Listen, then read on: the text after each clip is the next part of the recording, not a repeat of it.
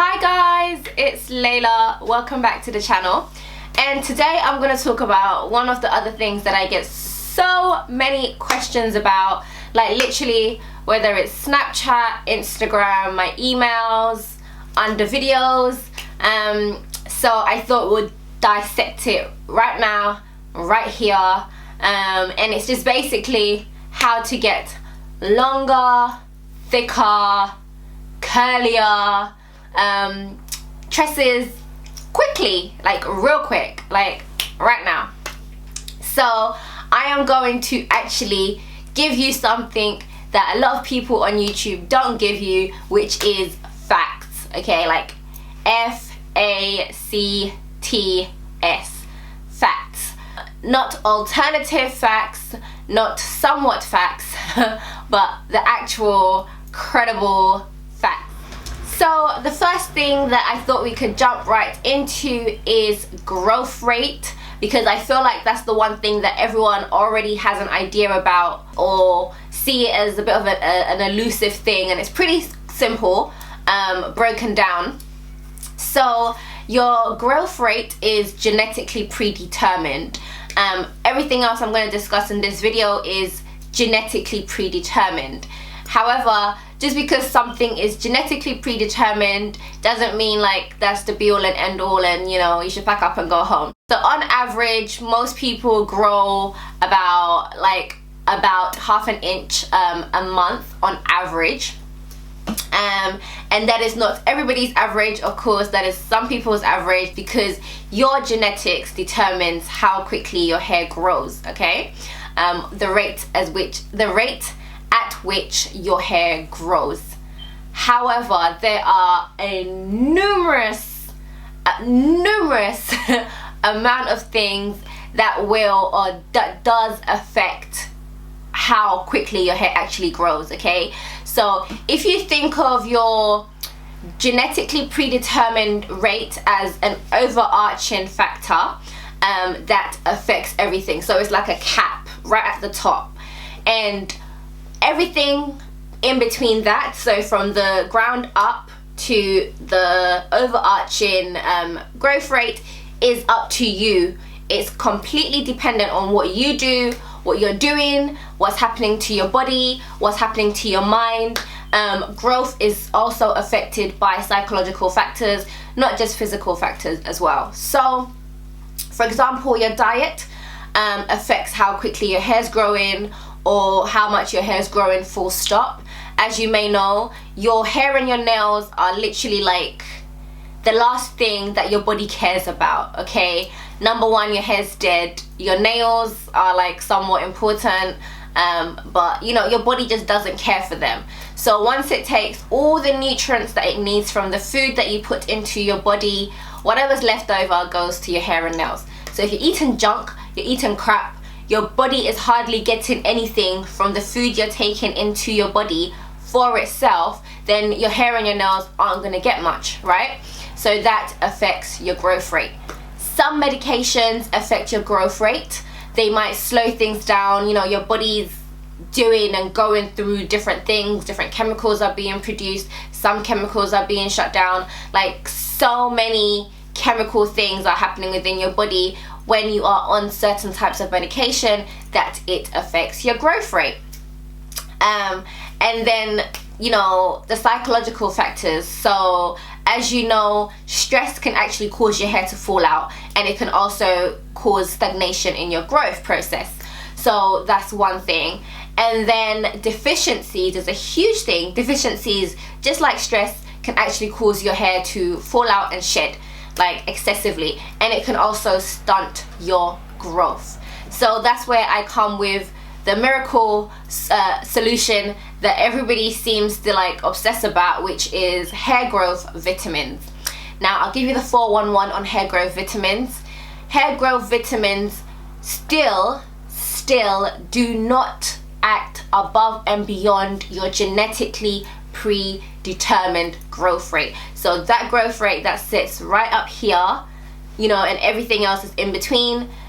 Vitamins can't like crack the ceiling. The ceiling does not crack. The ceiling stays here. It's up to you to work hard to get to this point, some people don't have to work hard to get to this point.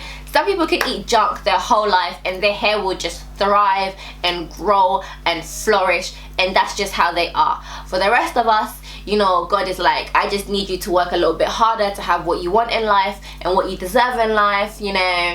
So yes, so vitamins, they don't do that. They are not miracle products. What they do is, let's say for example you start taking hair vitamins and you have a deficiency, one of the amino acids, you're deficient in an amino acid, okay? And amino acids are literally the building blocks of like keratin. They're the building blocks of your hair, the hair strand, the hair that, you know, this right here.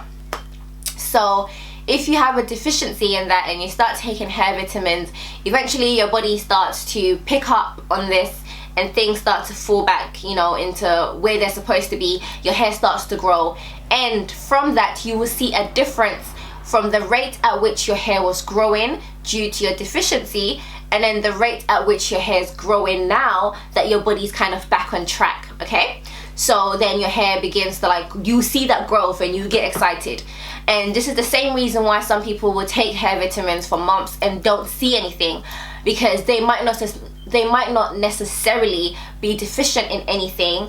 However, what they might notice is that their hair looks like shinier, it feels a little bit stronger, because they might be missing other things. That makes sense? So they might not necessarily get the growth, but they'll get other benefits of taking the hair vitamins that they probably would get from taking regular vitamins as well. So there you go. No hair vitamin is going to come and throw 10 inches at you, because that's just not how it works. Genetics is there for a reason. It works. Trust me, it's there and it works. And outside of that, there's not much you can do. So for all of you that ask me about growth rate, I don't know what my growth rate is. All I know is that my hair grows, and my job is to preserve the hair that grows for my hair. And my job for my body is to look after my body. So whatever food I'm taking in, whatever drink I'm drinking, whatever I'm doing, I do it for my body to ensure that my body is taken care of. And once I do that for my body will then distribute what needs to go where. The physical hair that then actually grows out of my head, which is dead, as you guys know, hair is actually not living, it's dead. Your job is just to preserve it. You know, it's not alive, right? The moment it leaves your scalp, it's dead. So you need to internally take care of the hair under the dermis, okay? So this bit, the bulb, the dermis, where the nutrients go, that is the part that is alive. So you nurture that through care of your body, and then whatever comes out of it is like the dead part that you then preserve on the outside. So hopefully that explains growth rate to you guys, and you understand how growth rate works. Okay, so you have to work at growth rate to make it work for you in order to reach, you know, your overarching genetically predetermined growth rate. There's no miracle. Nothing can shoot past where genetics has told you that you're going to reach. That is it. Genetics or DNA, all that stuff is like the God of your body on the inside. When God is like, this is where I said you're going to go in life. It is up to you to work with God to reach this place, and that is it. Okay? Alright. So let's talk thickness, which is another question that I get all the time. And people are always asking me how to make their hair thicker, how to get thicker hair, what products they should be using to make their hair be thicker because their hair's thin or fine or whatever the case is. So the thickness of your hair, okay, is determined by how many follicles you have on your head, okay, and that you are born with. You are born, God is like, my friend, this is the amount of follicles I'm going to give you, you know. So when you came out of your mommy, God had already blessed you with the amount of follicles that you need in life. You do not need more follicles than God has given you, okay? So you're born with the amount of follicles that you're going to have. Now, it's usually done by like a square inch. So if you take a square inch of your head and you look at how much follicles you have, that determines how thick, or the density of your hair, I should say, not thickness, but the density of hair you have on your head. So for me, I always say I have like medium to high density, because I have loads of hair follicles per square meter, or like per whatever patch on my head. You're born with this. Now, however, just because you are born with, you know, high to medium density hair, doesn't necessarily mean that all your follicles are functioning. So not all your follicles are constantly growing hair. There's some people who have follicles that are no longer working due to, you know, medical conditions, due to medication, once again, due to environmental factors. There are loads of things that can affect and cause follicles to be dormant and not grow hair anymore. And for example, alopecia. So some types of alopecia are permanent. That means those follicles are completely destroyed, quote unquote, and no hair is gonna grow out of them. Then you have like traction alopecia? I don't want to use words because I'm not sure what all the different types of alopecia are, but you have the type of alopecia where the hair goes and then it comes back because the actual follicle isn't dead or damaged. It might have just been injured during that time.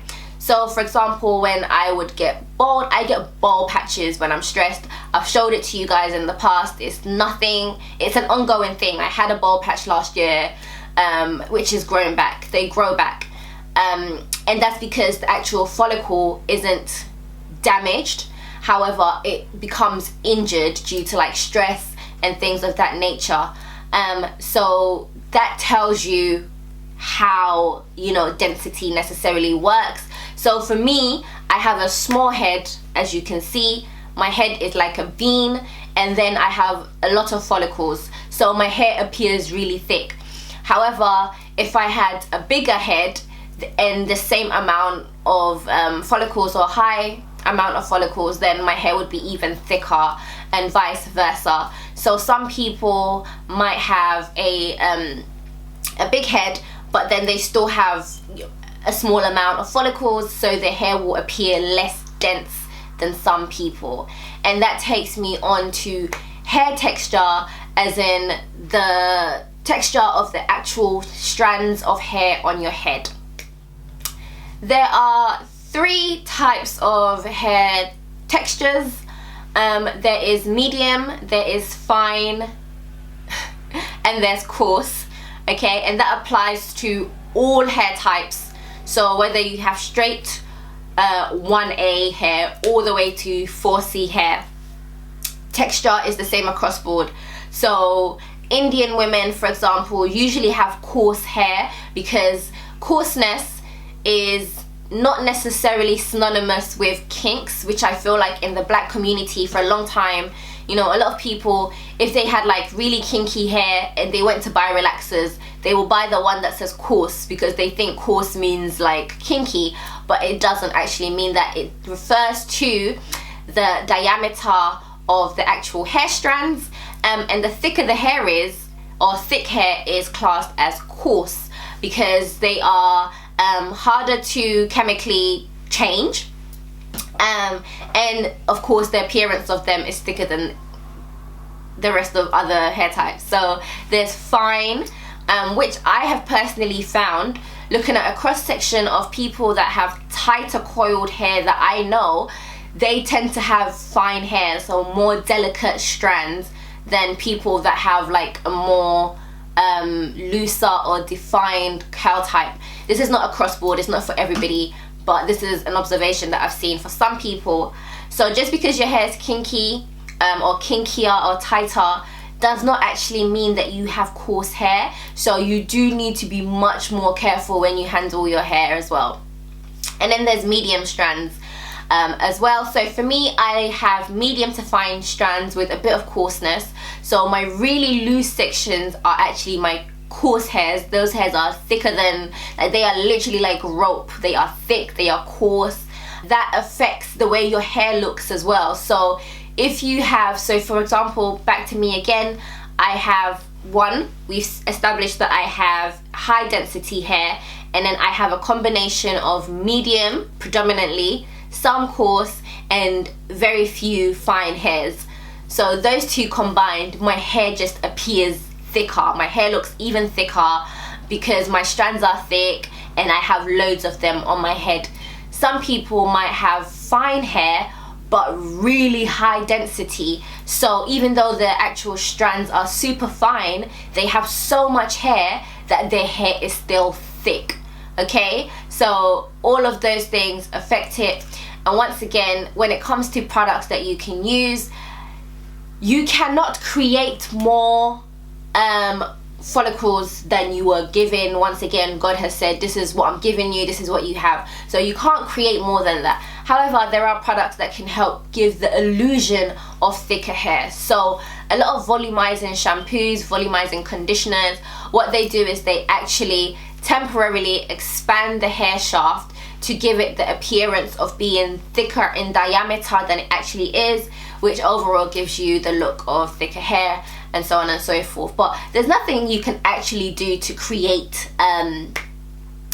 real thickness if you don't have it. Now, there might be a thing where, you know, your hair used to be fine, your hair used to look thin, but now you can tell that it's growing thicker and it feels thicker.